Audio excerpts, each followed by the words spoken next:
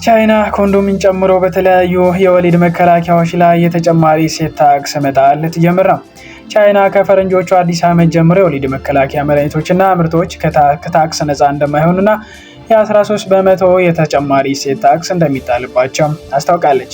ቻይና ከ1980 እስከ 2015 ጥንዶች አንድ ልጅ ብቻ እንዲኖራቸው ታደርግ የነበረ ሲሆን በኋላ ላይ 2015 ወደ 2 ልጆች ከዛም በ2021 ይህንን ቁጥር ወደ 3 ከፍ አድርጋ ነበር።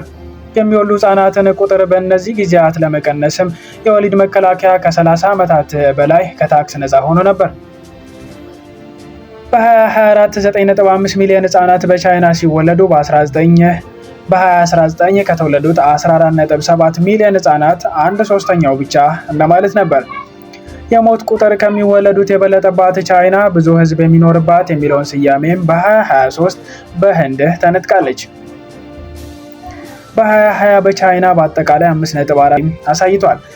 በ2022 በቻይና 9% የሚሆኑ ጥንዶች ኮንዶም ይጠቀሙ ነበር ሲባል ታክስ መጣሉ የወሊድ መከላከያዎችን ቢያስወድድም ልጅ ለማሳደግ ከሚወጣ ወጪ አንጻር ኢምንት በመሆኑ ውልደት ላይ ያን ያህል ተጽዕኖ አይፈጥርም ተብሏል።